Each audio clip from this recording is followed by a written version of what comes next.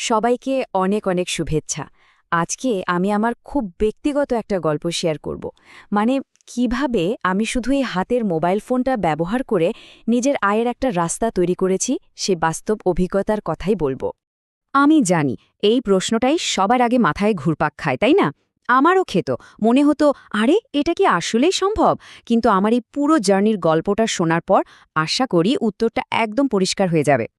তো চলুন গল্পটা একদম শুরু থেকে শুরু করা যাক। এই যে পথ চলা, এটা কিন্তু একদিনে বা খুব সহজে হয়ে যায়নি। শুরুটা হয়েছিল অনেক অনিশ্চয়তা আর দ্বিধা নিয়ে, ঠিক যেমনটা হয়তো এই মুহূর্তে আপনাদের অনেকেরই মনে হচ্ছে। আমি আপনাদের আমার সেই কঠিন সময়ের গল্পটাই বলতে চাই। একটা সময় ছিল যখন আমার মনে হতো আমি এক জায়গায় আটকে গেছি। বড় কিছু করার ইচ্ছা তো ছিল, কিন্তু সঠিক রাস্তাটাই খুঁজে পাচ্ছিলাম না। এই অনুভূতিটা খুব পরিচিত, তাই না? আর ঠিক সেই সময়েই আমি একটা জিনিস উপলব্ধি করলাম, যা আমার সব কিছু বদলে দিল। আমি বুঝতে পারলাম একা দৌড়ালে হয়তো কিছুটা দ্রুত যাওয়া যায়, কিন্তু সবার সাথে মিলে এগোতে পারলে অনেক অনেক দূর যাওয়া যায়। একে অপরের সাপোর্টটাই হয়ে ওঠে সবচেয়ে বড় শক্তি। এই উপলব্ধির পরেই আমি আমার প্রথম এবং সবচেয়ে জরুরি নিয়মটা শিখলাম।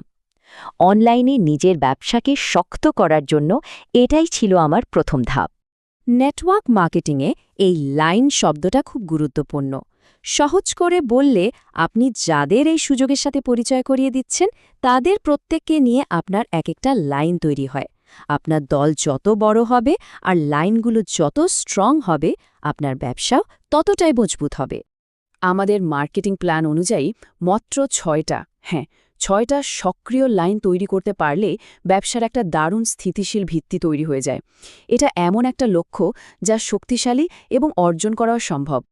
আচ্ছা, ভিত্তি তো তৈরি হলো, কিন্তু এর পরের সবচেয়ে জরুরি কাজটা কি? সেটা হলো সঠিক মানুষগুলোকে নিজের দলে যুক্ত করা।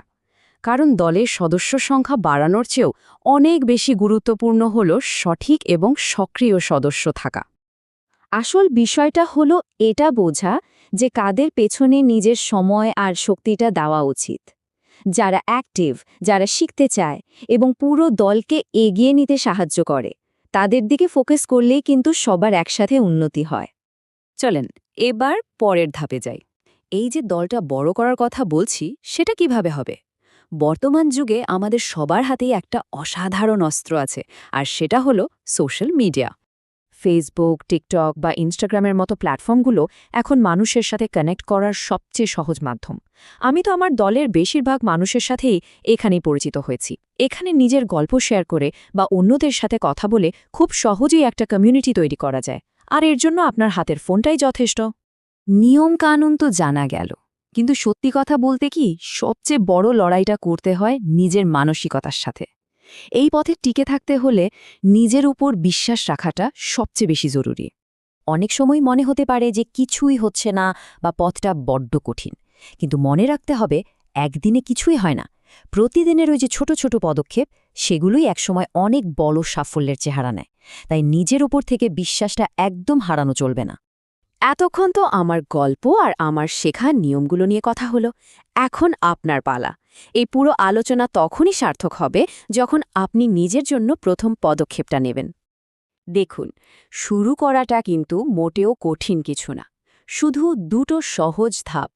প্রথমে মন থেকে ঠিক করুন যে হ্যাঁ, আমি সত্যিই একটা পরিবর্তন চাই। আর দ্বিতীয়ত, এমন কারো কাছে যান এবং জিজ্ঞাসা করুন যে এই যাত্রায় সফল। শুধু একটা প্রশ্ন দিয়েই কিন্তু শুরু হতে পারে আপনার নতুন পথ চলা। দিনের শেষে এটা আপনার জীবন, আপনার স্বপ্ন। প্রশ্ন একটাই, সেই স্বপ্নের পথে হাঁটার জন্য নিজের সাফল্যের গল্পের প্রথম পাতাটা লেখার সাহস করে প্রথম পদক্ষেপটা কি নিতে প্রস্তুত? সিদ্ধান্তটা কিন্তু আপনারই।